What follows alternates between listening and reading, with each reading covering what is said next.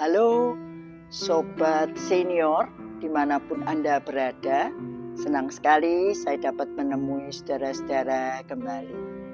Kali ini saya ingin membicarakan satu topik, yaitu bahwa kenyataannya setiap anak memiliki nama. Saudara, kalau kita bertanya pada diri kita sendiri, kenapa ya saya kok dikasih nama seperti ini oleh orang tua saya? Saudara-saudara, ketika orang tua mempersiapkan sebuah nama bagi anak-anak yang akan lahir, mereka ada yang mempersiapkannya dengan sangat baik karena mereka memiliki harapan-harapan terhadap anak yang akan dilahirkan itu. Ada anak perempuan yang di dalam bahasa Mandarin dipanggil Meli karena diharapkan nanti tumbuh menjadi seorang gadis yang cantik jelita. Ada orang lain lagi menamakan anaknya itu dengan satu nama Selamat. Karena apa? Ketika dia mau dilahirkan, mamanya itu harus dioperasi. Dan anak itu dalam bahaya kalau tidak dioperasi. Namun karena anugerah Tuhan, operasinya berjalan dengan baik. Anak dan mamanya itu selamat. Lalu diberikanlah satu nama, yaitu artinya selamat. Dalam bahasa Mandarin itu Bing An. Saudara-saudara, ketika orang tua mempersiapkan nama bagi anak-anak mereka bisa mengambil dari tokoh-tokoh di dalam kitab suci mereka. Tokoh-tokoh religius itu diharapkan nanti menuntun anaknya seperti begitu. Atau ya tergantung, ada seorang ayah yang sangat ngefans dengan penyanyi terkenal Celine Dion. Anaknya perempuan lahir lalu dikasih nama Celine. Dan anak itu ikut di dalam satu kontes America's Got Talent itu, lalu dia ditanya, "Loh, namamu Celine?" "Iya, karena papa saya itu ngefans sama penyanyi Celine Dion." Nah, ada orang lain lagi yang ngefans kepada mungkin olahragawan. Ya, anaknya dikasih nama seperti olahragawan itu. Tapi ada juga loh orang tua yang sangat ngefans dengan satu merek mobil loh. Anaknya dikasih nama Bentley. Itu namanya mobil. Nah, saudara, berbicara tentang nama, ada teman saya yang namanya itu diberikan tadinya oleh papa mamanya. Tetapi saudara, karena namanya 3 suku kata, saudara tahu ya artinya. Pada waktu pemerintahan yang lalu, 3 nama itu, 3 suku nama ini harus diganti. Ya, supaya menjadi berbaur menjadi warga negara Indonesia, ganti nama. Nah, ketika hal itu terjadi, ayahnya sudah tidak ada. Maka teman saya pergi dengan ibunya ke pengadilan negeri di daerah, saudara. Lalu kepala pengadilan negeri bertanya, "Mau dikasih nama apa, Bu?" Nah, ibunya seorang yang sangat sederhana, tidak ngerti mau ngasih nama apa. Maka teman saya itu diberi nama oleh kepala pengadilan negeri. Luar biasa kan? Tidak semua orang kan namanya diberi oleh kepala pengadilan negeri. Tapi yang lebih luar biasa lagi dan yang lebih istimewa lagi adalah ketika seseorang yang masih di dalam kandungan tapi namanya sudah ditentukan. Dan yang memberitahu nama itu kepada papa mamanya adalah bukan orang, tapi malaikat. Saudara-saudara, itu ada kisahnya. Ini bukan sesuatu dongeng atau legenda, saudara. Tapi ini adalah betul-betul satu realita sejarah. Dan itu tertulis di dalam kitab Injil, di dalam kitab Matius pasalnya yang pertama, ayatnya yang ke-21 ya. Mengapa hal itu bisa terjadi? Ya, sebetulnya harus mulai membaca dari ayat 19, saudara. Pada waktu itu ada seorang laki-laki namanya Yusuf. Dia sudah bertunangan dengan seorang gadis namanya Maria. Tetapi apa yang terjadi?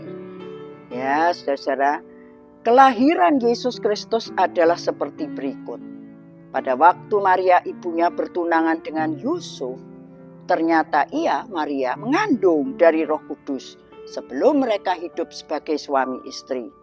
Karena Yusuf, suaminya itu seorang yang tulus hati dan tidak mau mencemarkan nama istrinya di muka umum, Yusuf bermaksud menceraikannya dengan diam-diam.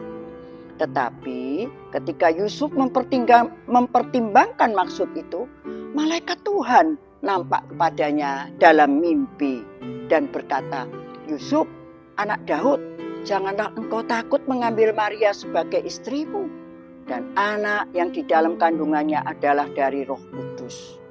Ia akan melahirkan anak laki-laki, dan engkau akan menamakan dia Yesus, karena dialah yang akan menyelamatkan umatnya dari dosa mereka." Jadi Yusuf jelas diberi perintah, anak itu nanti yang akan lahir itu laki, kamu harus memberi dia nama Yesus, karena dia saja yang sanggup melepaskan umatnya dari dosa mereka. Tapi malaikat itu tidak cuma pergi kepada Yusuf, dia juga pergi kepada Maria. Dan itu tertulis di dalam kitab Lukas pasal 1 di ayatnya yang ke-31. Ya, kita akan membaca ayatnya yang ke-28 ya terlebih dulu. Ketika malaikat itu masuk ke rumah Maria, ia berkata, "Salam, hai engkau yang dikaruniai, Tuhan menyertai engkau." Maria terkejut mendengar perkataan itu, lalu bertanya di dalam hatinya, "Apakah arti salam itu?" Kata malaikat itu kepadanya, "Jangan takut, hai Maria, sebab engkau beroleh kasih karunia di hadapan Allah. Sesungguhnya engkau akan mengandung dan akan melahirkan seorang anak laki-laki, dan hendaklah engkau menamai dia Yesus." Saudara, tidak ada satu orang pun di dunia ini yang namanya sudah ditentukan sejak semula dan diberitahu kepada Yusuf dan Maria bahwa Maria akan melahirkan seorang anak laki-laki, dan hendaklah engkau menamai dia Yesus, sebab dialah yang mampu sanggup menyelamatkan umatnya dari dosa mereka. Saudara-saudara, ketika saudara dan saya